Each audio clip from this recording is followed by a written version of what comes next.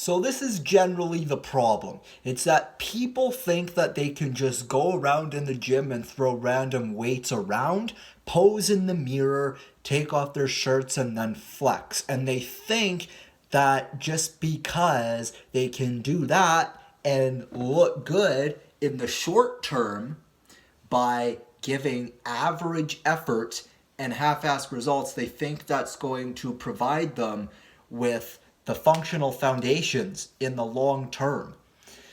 Being really big and strong, like, yeah, that's a part of it. That's kind of the cherry on top. But you're going to get so much more out of it through functional strength. If you constantly force yourself to lift heavier weight each week, if you constantly force yourself to smash new PRs every single time on your main lifts, you will get stronger. Well, what does that also mean? Well, it means that you're going to be eligible for putting on the right kind of muscle, quality muscle. It's going to mean that you are going to be denser. You're going to be able to put on that muscle because you've gotten stronger, because you progressive overload. Now, of course, it depends on how many reps you do and how you really structure it. But what I'm saying is, the point is, to really get jacked, like, you actually have to build those functional foundations. You cannot just go into the gym, throw random weights around, do a little bit of this, a little bit of this, a little bit of this. No.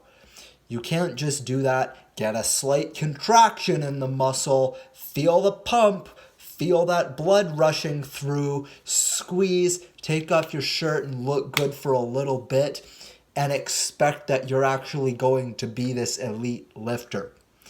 Some lifters do not look very strong, but you would be very surprised. I think it's better to just focus on that. That way you're just focusing a little bit more on the foundations, and then slowly the gains will come. Especially if you're more of a hard gainer, like I was, for example. So I didn't focus on just going into the gym and mimicking a bodybuilder. This is the thing. A lot of people kind of convince themselves, or they kind of trick themselves in a way to thinking they are bodybuilders, because it's so easy to just go into the gym and not train hard. Like, it's super easy to go into the gym and not actually strive to lift heavy, not push yourself, and not constantly do more than what you've done before to get better, to overload yourself, to get stronger, right? Your muscles tear after a workout. And then, of course, with the right nutrition, yeah, they're going to build back up and get stronger. But that only happens if you consistently add weight and if you consistently push yourself to do more than what you did last time.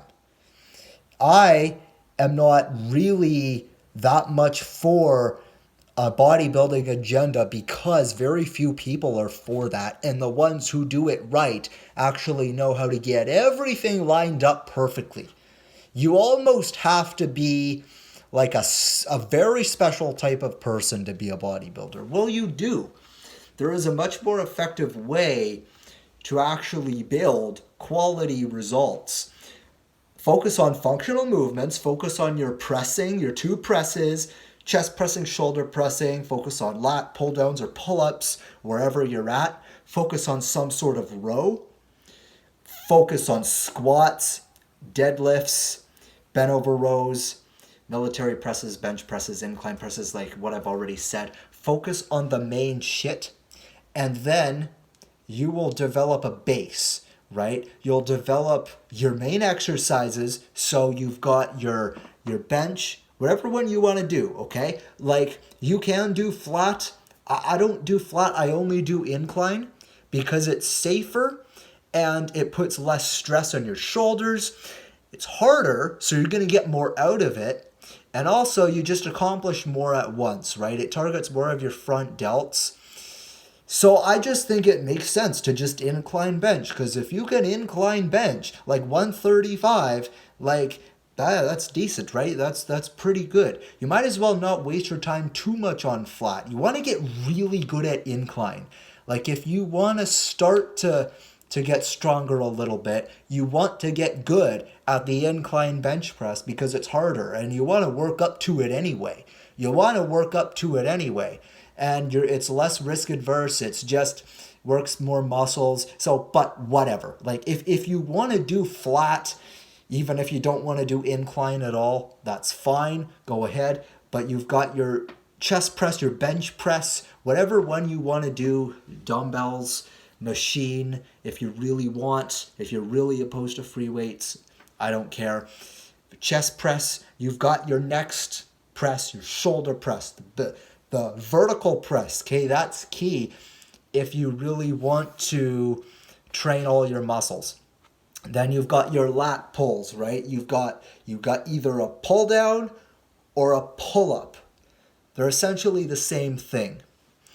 Then you've got any row variation. So I would do 2 movements per muscle group, right? So you've got your 2 presses, then you've got your 2 back movements, a pull and a row.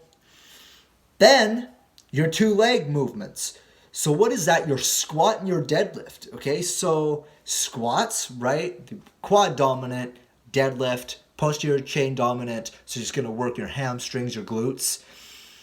And then those are like your functional movements. That's what I would include. And everybody, if they would include that, no matter what their goal is, they would get to where they wanted to be. Because when done correctly, they can prevent injuries and even some rehabilitation. I can't fucking say that word, but anyway, injury specialists, they get their clients to do those exercises so that they can actually prevent injuries in the first place. So those exercises, they help prevent injuries in the first place. And so that's why it's really important to do them, because not only do they prevent injuries, but sometimes even when you're working through an injury, those are actually the movements you're supposed to do. And see, this is what bugs me. People want to avoid weight training and people think they shouldn't do it because they're working through an injury. Well, ironically, as it turns out, actually, what I've learned from so many people and what every single person always says, you talk to any specialist, talk to any person who's been doing it for a long time, they will always tell you, work through it. That's the only way to get through an injury, is to get through it. What's the way to get through an injury? Well, you said it. Work through it. But everybody just wants to rest, okay? So basically, master your functional movements, your squat, your deadlift, even if they're modified, even if you're just doing the movements, like a deadlift, or a squat, right? Or a press, right? Focus on reaching your arms overhead. It's really good for your shoulder. It's another reason why presses are so important. So focus on all of those. Good for injuries, good for mobility, good for functional strength, beginning strength, just getting your strength up, and then learning how to build lean quality muscle later down the road. That's what you want to focus on. Okay, so you get those movements down pat, master them, keep practicing them for a really, really long time. Eventually, you'll get really good at them. You'll master the form. You can start adding a shitload of weight. Start getting really heavy. You'll get really strong. You'll start slowly building lean muscle. And then guess what? Then you're going to have to start adding isolation exercises to your program. And that's where we introduce you to like bicep curls and tricep extensions. And that's when we start introducing you to like leg extensions and leg machines and core stability exercises. And we start, then you can kind of start playing around with the technical stuff. Because now you've mastered the fundamental stuff, right? Your foundations. And now you can start getting into the technical things, because now you're ready to start sculpting your body. Now you're ready to start actually training each individual muscle and break it up. But that comes through time. You don't have to do that right away. You can. There's nothing wrong with that. There's nothing wrong with starting with isolation exercises if you're just a beginner. However, I would start with actually doing no isolation exercises. Skip isolation exercises if you've never worked out before. What do I mean by that? Isolation exercises are exercises that work only one muscle. So a bicep curl is just flexing your elbow joint. Boom, elbow flexion, you're only working your bicep. That's an isolation exercise because it only works one muscle. There are many others, but you don't need to worry about those until a little bit later down the road when you're just learning how to sculpt your body and you're working on the technical stuff. Then you can start throwing those unnecessary movements in there. For now, we just want to focus on our fundamentals because our fundamentals will still work biceps and triceps. You will work your whole body if you do the basic shit.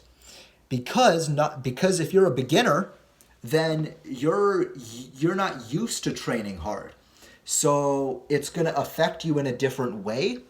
So when you're training your main movements like your rows, your high rows, your low rows, you're going to get a lot of bicep and forearm activation. That's enough. When you're doing your pressing, you're going to hit triceps doing shoulder presses. You're going to hit triceps doing chest presses. Anything that's a multi-joint upper body push exercise like a press, you're going to hit your shoulders and triceps.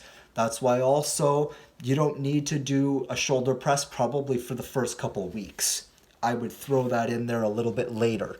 So that's kind of a breakdown that you could do if you wanted to start working out and if you wanted to start following my page to learn more. Make sure you smash that subscribe button. Follow me on all the other platforms on social media on the internet. Give me a thumbs up. And thanks for watching, guys. We'll see you next time.